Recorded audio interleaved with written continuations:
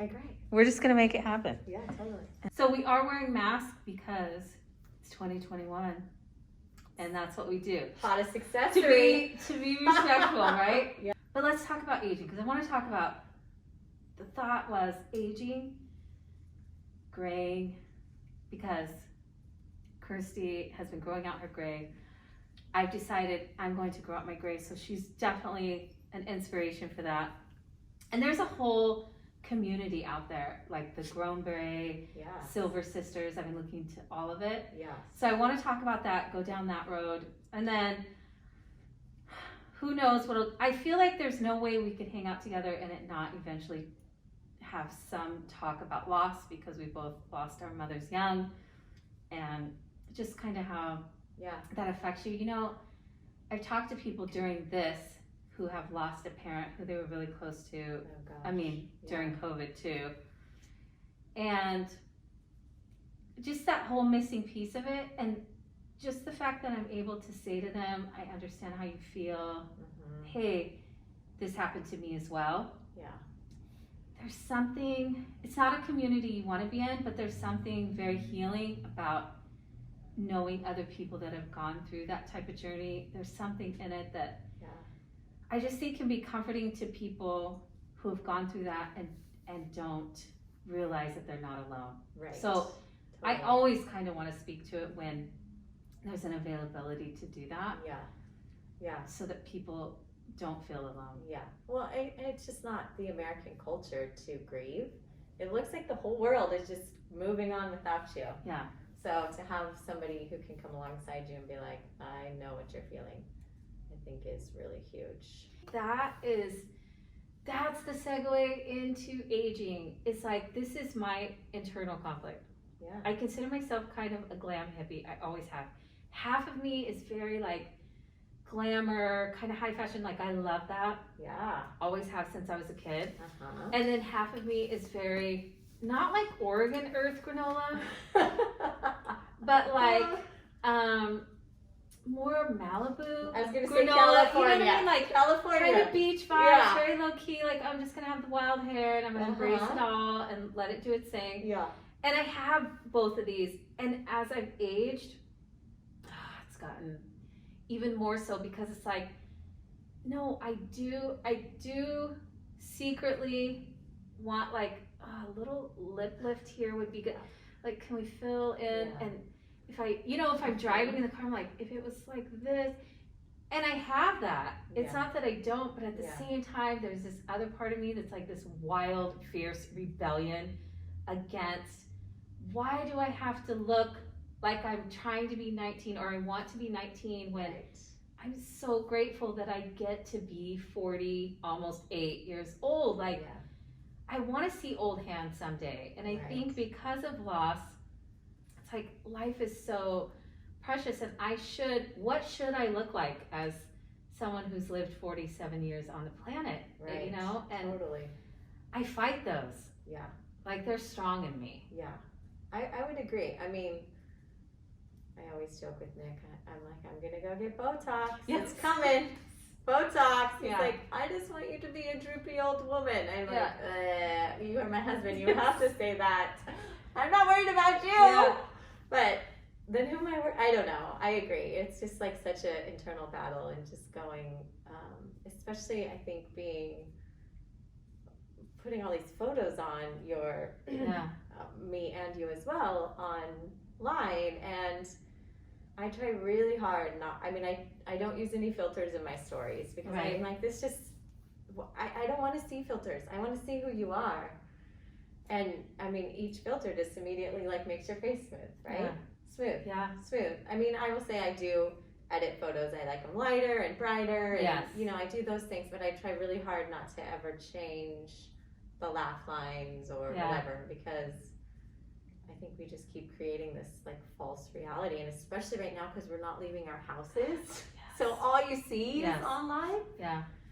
And it can be very scary. It can be very daunting.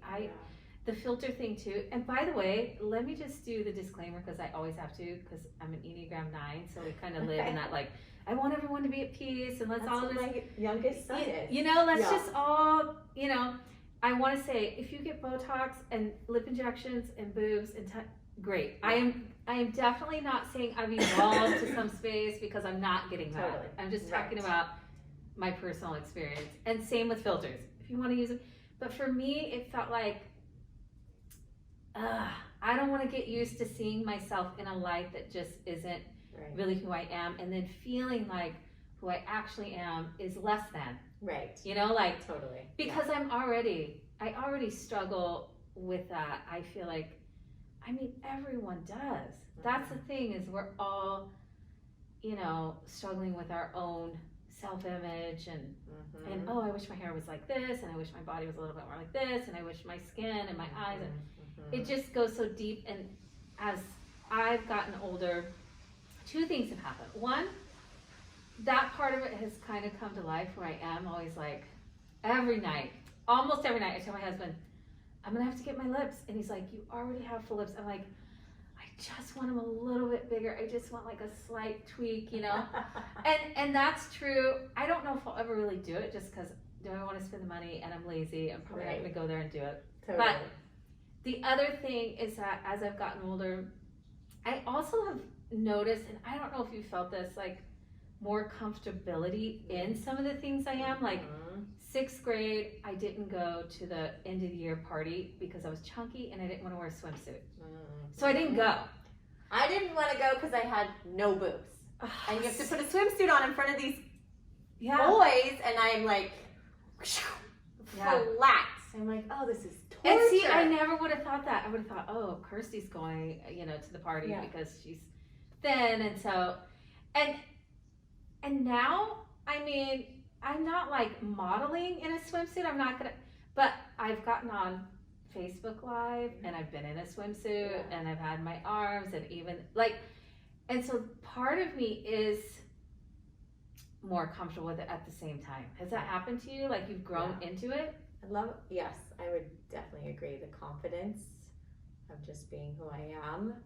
Like, man, I wish I had this, in my 20s or whatever. It just it's more fun. Like, it is.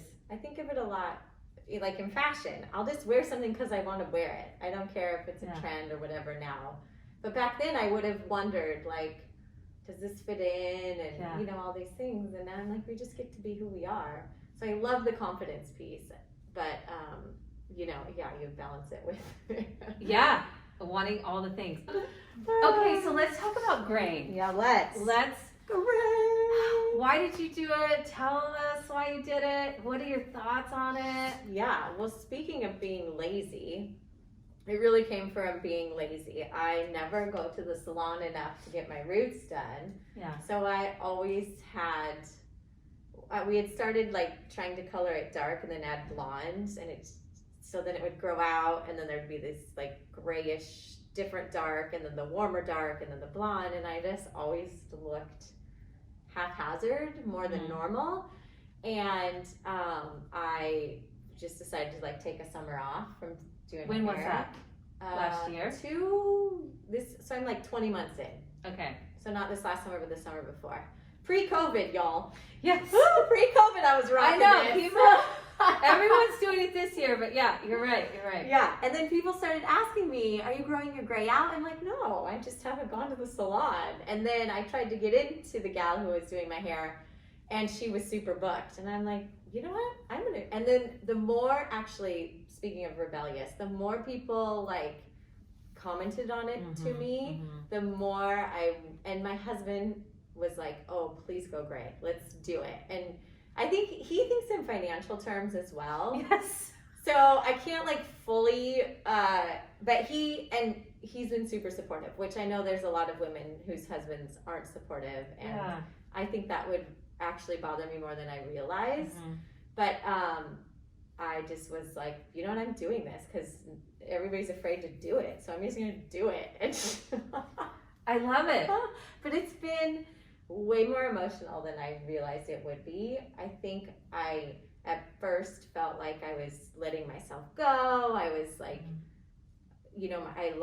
saying goodbye to my youth, like all these things that we literally tie to a hair color. Yeah. And then I was like, you know what? Actually, no, I'm like celebrating my youth. and I'm celebrating my age, and I'm celebrating that my mom didn't get to have gray hair, and it just kind of made me realize, like, no, I'm just kind of entering into more of who I am, and holy cow, like, what a fun streak I never knew I had, you know? Yeah.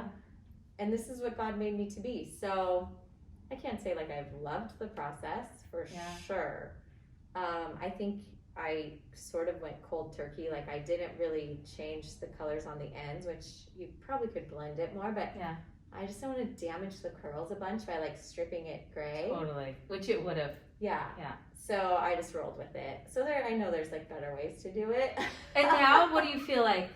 Like, I'm in it. This is it. And I love it now. I was saying just recently, I no longer look at old pictures of my blonde hair and like long for it. I feel like, you can't super tell right now because it's still wet too, but like, I feel like when it's the dark and the silver, I'm like, oh, that's awesome. Like, I really like it.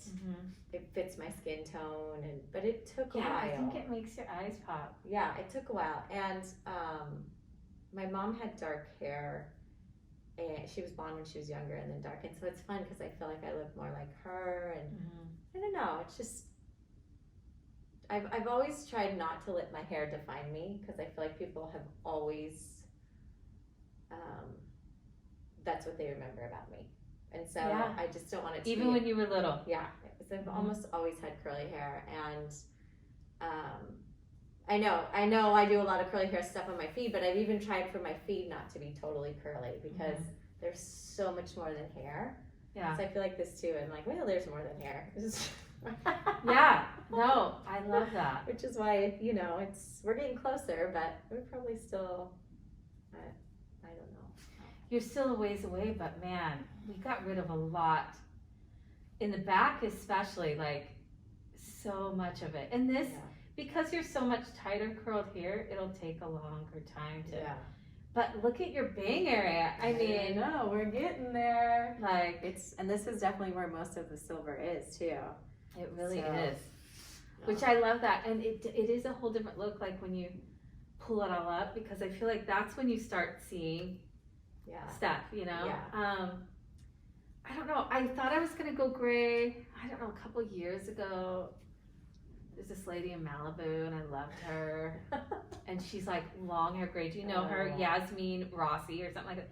She's just stunning, and she's like earth vegan lady. And she has this long like white hair, and I was like, yes. And I was on this. I got bored, to be honest. Yeah. It was like, I think it was Carrie Bradshaw that character, by the way, your whole vibe is like everything her. But I loved her so much, and that's always like my dream hair written on my, stuff. And she was in this new show, and she had it all blonded out. And I was like, oh, I want that. Yeah. Went in the bathroom with bleach. I was like 2 weeks into saying I was going to go gray. So it wasn't even like a thing. Yeah. I just was bored. Yeah. And then I decided, I'm never going to go gray. Like, I don't, I feel like it's going to age me right away. And again, like, I don't want to look younger because, older because we're obsessed with looking younger. Like, there's this youth thing. And totally. Maybe it's worldwide. I don't know if it's just America, right? I don't know. Maybe not Parisian, or they hide it better. Yeah. They just, they hide it better. Yeah. But now, because of having contact dermatitis, and just when you start looking at things through a different lens, sometimes you're like, oh, why do I feel that way? And do I want to buy into that narrative? Like, totally. It's the same reason I got into curls. It wasn't really because I necessarily was like, oh, let me touch your curls. And it was more like people felt not pretty, not professional. Yeah. I still hear it, you know? Well, once I get married, well, you're married, so you can just wear your hair like, it's true. You hear all these mindsets, and it's like, I just watched a movie, Home Alone 3. There's a Home Alone 3. Yeah. I didn't even know. Yeah, and when the mom's at home, her hair is curly, and when she goes to work, it's like blown out. And I was like, see, Nick, like, I was just pointing out, I was like, oh yeah, you're right. Like, when you're home and you're casual, Yeah. you have your natural curly hair. And then when you go to, she had to go to some big meeting, it was blown out like straight. And you're like, oh, you gosh. start noticing stuff like that. Yeah. Yeah. Gwyneth Paltrow always, if she's like out and about, there'll be a picture and she's on the lake. Salma Hayek, you can think of lots of different people where it's like wavy and kind of wild and beachy, but if they're ever at anything, it's got to be like sleek and straight. And I noticed stuff like that. Yeah. And now I'm starting to notice, the gray thing where lots of men have it. Yeah. And they look distinguished, right? No one ever says anything. They're not on the cover of anything talking about how brave they are. Yeah. It's just not going to happen. Yeah. But if one person in Hollywood does it, it's like, oh my gosh, like, what made this happen? Yeah. It's really interesting. I'm expecting it to be a journey, and I'm expecting it to be uncomfortable. Yeah. But I've been reading a lot about it and just watching different people that have gone gray. I've never had one person either there or in my chair, because lots of my clients, it seems like a lot of them have really embraced and don't color. I've never had someone say they regret it, and in fact, everyone has said they wish that they would have done it earlier. So no one, and my husband's been begging me to let it go in. He's very earth. He's so earth. Oh my gosh. Like he's hike in the woods, earth, and I'm indoorsy, so it's totally opposite. But he's and I think you're right though. If he wasn't supportive, I might not feel as pretty, and that could really. Yeah, it's interesting because I like to think I'm my own person. Yeah. But we are affected by the people around us who we love and respect. So, and I people will say that they are trying it and they just couldn't do it, and that's okay too. Like there's so much grace in this because it is a big change. Yeah. And if it's not time, it's not time. Like that's totally fine too. So I think, like you said, we all get to make our own decisions about what's right for us. But I was telling one of my clients out the other day that it doesn't mean, I'm doing this and so I'm more enlightened and aware of who I am and coming into my own. Like, I mean, it doesn't have to be that dramatic. Okay, I just don't want my face to break out again in a rash. So I'm doing this. It can be that simple. Yeah. There's a lady. Her name, I think it's Edith. She's a Holocaust survivor. She's 95. She wrote 2 books. I read one called The Choice last year. It rocked my world. I mean, I cried all day, highlighted. It's so good. Yeah. And I think, oh my gosh, I mean, she's the most enlightened person I know. And she still colors her hair at 95. And so there you go. It's not, your own journey is your own journey. It's the same with curls. My clients, I'm like, I see them at the store, it's all blown out. I'm like, they're like, oh my God, I'm sorry. I'm like, I honestly am just here to serve and help. Like, I don't need to live in freedom. Totally. Just be free in that. Yeah. So, totally. Oh my gosh. It's a journey. It is a journey. We'll see what happens with it. Yeah. Jumping in to Lost, just a little bit of your story. I know we talked about it before when we didn't. But didn't she pass away on your birthday? Yeah, she passed away on my 22nd birthday. 22. Yeah, and it was unexpected, so that rocked my world a lot in different ways. I didn't celebrate birthdays for a very long time. When you think the world's going on without you, I couldn't even sing happy birthday. So it definitely, and it was in my senior year of college. I wasn't dating my husband yet. We were just sort of flirting. So it was, definitely probably the biggest change of my life. I mean, I would say having kids has changed my life a lot too. Yeah. But I am a huge proponent of counseling. Nick and I have gone for 8 years. In fact, so we got married about 2 years after my mom passed away, and he came with me to all my counseling. And at first I was like, what? This is like my issue, not yours.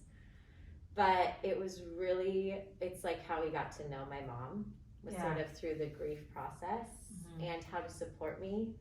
And because, you know, we are a team and we are going to raise children together, and this is never going to, it'll ebb and flow, but it's always going to be a part of me. And I cannot, like, I highly recommend like going together. Maybe not for all counseling, but it's been such a huge tool to have him when I am like flooded or whatever, or you know, he knows my birthday's coming up, and so he knows what I need. I don't have to tell him, and so I'm just so grateful for that. And I really, so you still feel that on your birthdays now, all these years later? Yeah, I don't celebrate my birthday.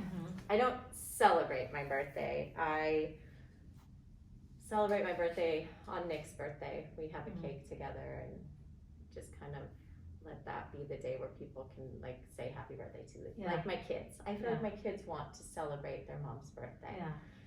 And then on my birthday, we just sort of honor the day. We just kind of take it real gentle. I let my dad, there's certain people that have to celebrate that day. My dad being one of them.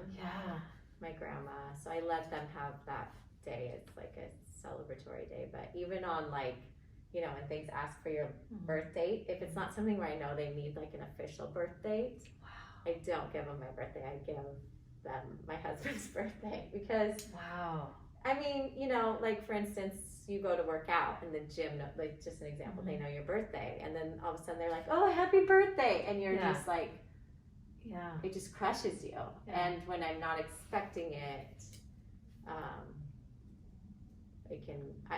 it's not as bad as it used to be. But and you have some beautiful writings on your blog that I've read and just cried. Like about and I usually cry so much before I even wrote them. Oh my gosh, I'm sure, like just to get that out, but reading it is like, oh man, that level and how it carries with you. And I don't know, grief, I feel like it doesn't really ever go away. When I remember writing one time, because I like to write as well to let it out. That's kind of my processor is to write. When people say, you know, time heals, I always think, oh, well, that's because they haven't lost their mom. That's what I think in my head when they say it. I just look at them like, oh, that's because you haven't really.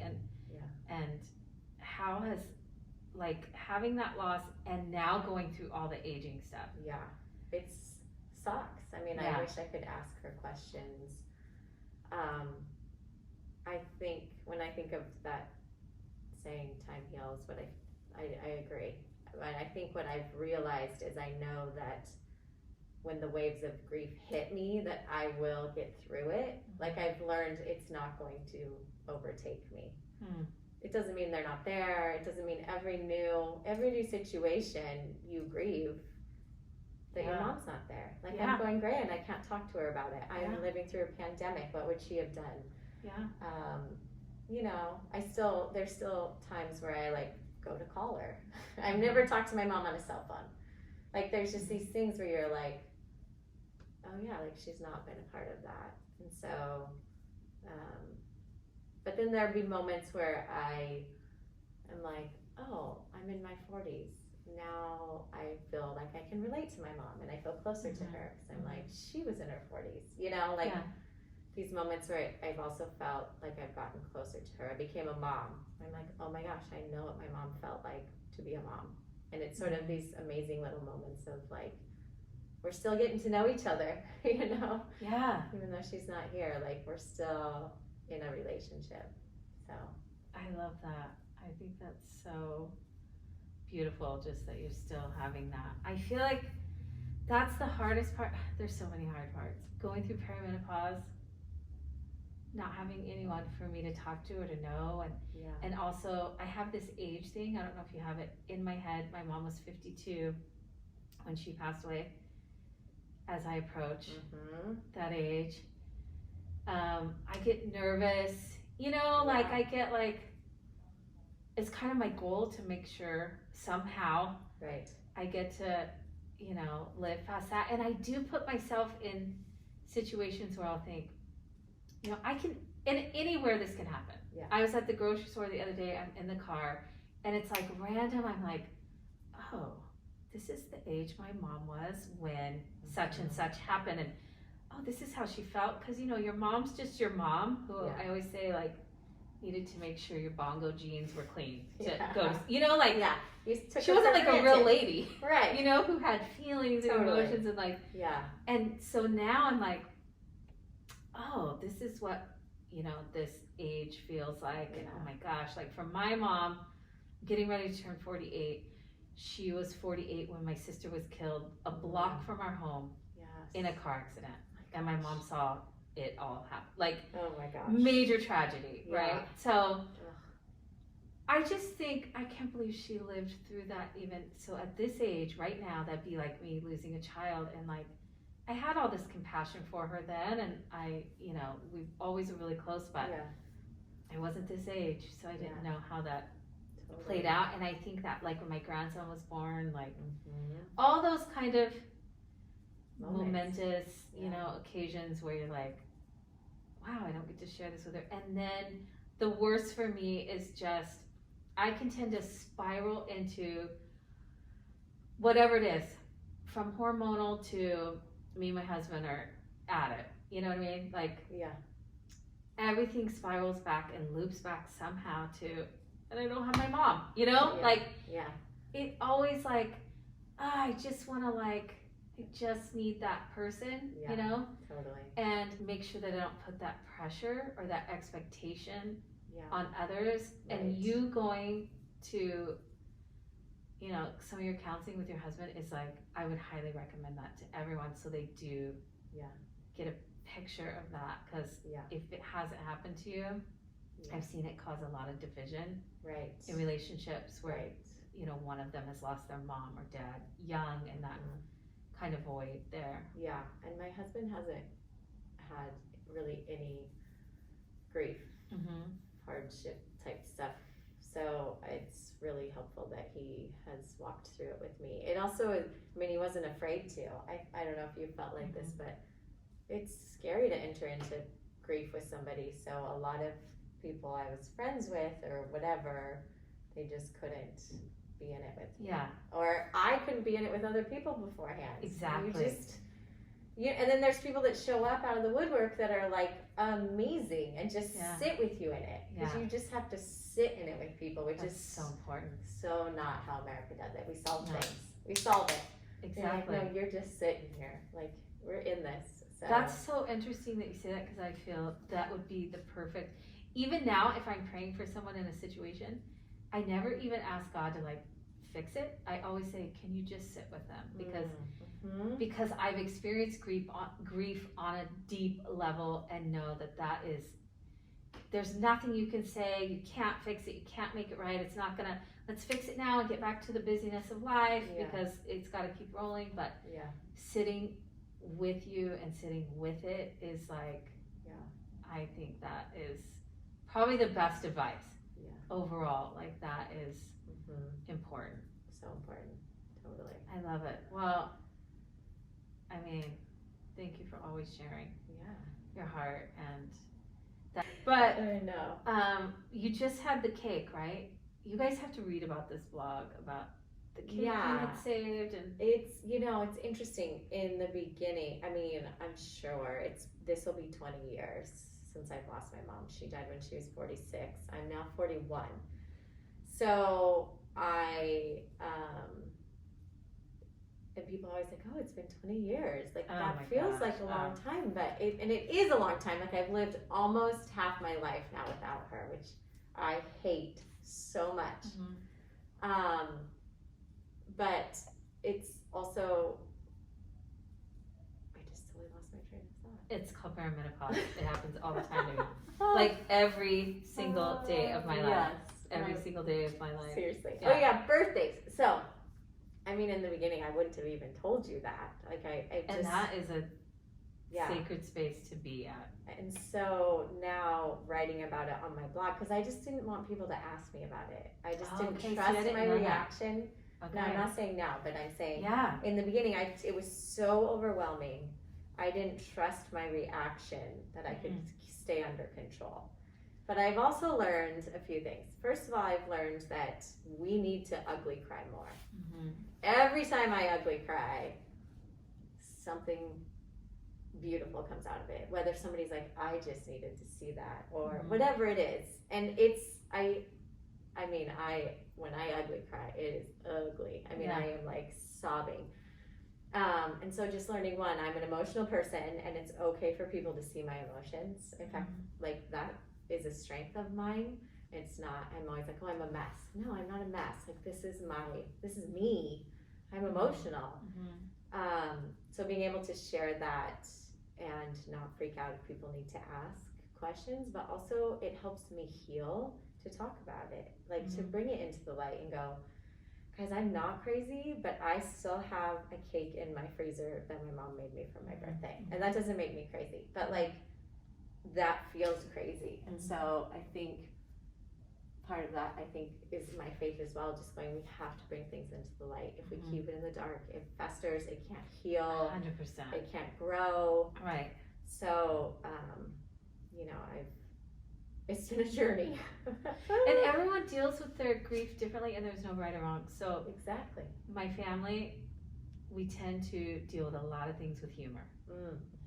And if you're around me for any amount of time, you'll see. It's almost like a character, like I was class clown. So I've always kind of dealt with like, it's all going to be okay. And I've stuffed a lot of things, and that could be a whole nother talk. But even with grief, a lot of things have come back to, that's just kind of how we mask the pain. We all have our different things, and not doing that all the time, not relying on that and having to really go in is huge. And I'm still doing it because this is 2021, so this is the 21st year too, so 20 years. Last year was the 20-year anniversary singing with my mom. So, and when people say, oh, it's been 20 years, I have told my husband so many times, I mean, it's like yesterday to me. Like, it's not it feels that raw.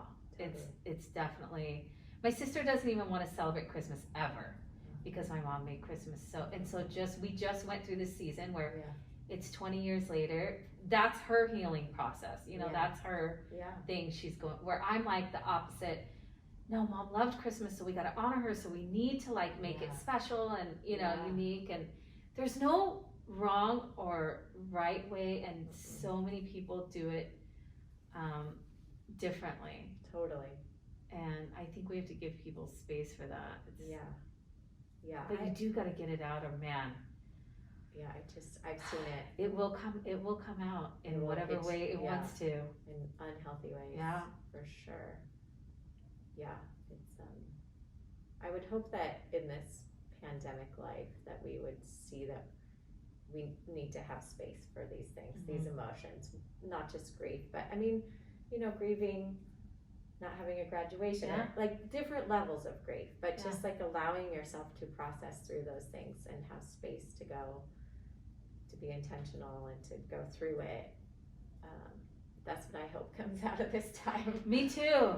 Me too. Gosh. And that fragility of life thing, that we forget, like, in gratitude. I've been trying to, when I go to sleep at night, I'm like thinking like, oh my gosh. And it can be, I have a warm bed, like we're here, we're breathing, my family's all safe right now in their bed, like basic needs, that are not a given.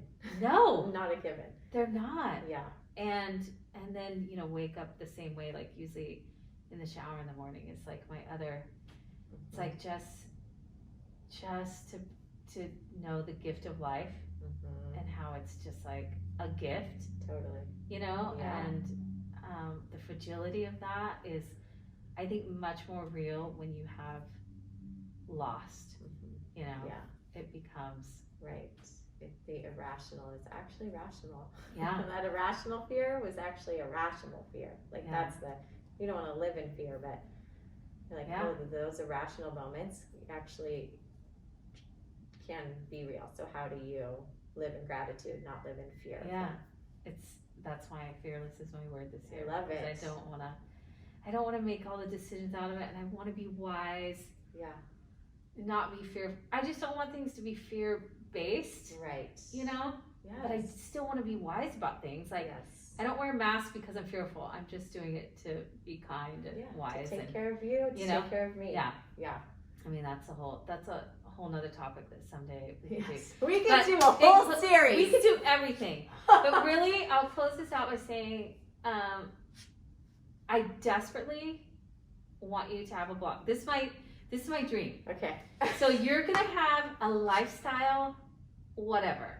It doesn't have to be YouTube because it's a lot of work, but just put some cameras up in your house. I want to see your life. It's so fascinating to me. And it's funny because it's like, oh, you're this quintessential, like, I don't know, this real life Carrie Bradshaw. But then you do admit, I'm surprised, like, oh, her closet is kind of messy like mine. And that actually makes it better. It takes some pressure off of me, like, oh God, thank you. Yes. Thank you for showing your kitchen, like, how it really is. Or if you've, done something for dinner that's just, like, just your real life. But then you do have this part of you that is, I don't know, it's so elegant at the same time. Don't you think? Like, I feel like you're relatable and elegant, and usually those two things don't go together. Someone's either really like together and everything's like here, or they're relatable and it's a total, which would more probably be me. Like, I'm relatable and everything's just like crumbling all around. No. But I feel like with you, I'm like, the way she cooks, like the fashion, like, I don't know. There's just something about you where I feel like we should have a like Kirsty lifestyle. Magnolia, if you're watching. If you had a show, I would totally watch it. And then you could bridge off into like having your shop, going there during the day, and that could be like a piece of it. And then you could have the marriage thing because you and your husband look super cute together, and the kids, like all of it. And I want to see you cook. I think you could definitely have your own cooking show. I need to learn how, because all of your food always seems fresh. Even when you throw together a pizza, I'm like, that's her throwing together a pizza. It still looks like it came out of like Bon Appetit or something, like, but that's what I mean. It's like you make everything look like effortless and just, carefree. So we want the show. Okay. Some like more of that. Cams. Like when you watch the little nest of birds pecking at each other, stuff like a camera. Yes. Just put them all over your house, and a lot of kitchen stuff. Like you still haven't showed the board. The board. The charcuterie board or charcuterie. Yes. Charcuterie. Yes. Yes. I can't say it. Cheese board. Yes. We still haven't seen you make one of those, and I want to see how to make popcorn in the cast iron. Okay, like the I'll whole show thing. those things. I just do these things so often that I don't even think to share them because I eat cheese almost every day, but I want it to be pretty. But it's also like you do such a great job in here of showing what you're doing. Yeah. And it's fascinating. We love seeing it, but you're doing it constantly, but it's still so great. So we'll just wait for the show. I'm going to end this because I don't even know how to end it, but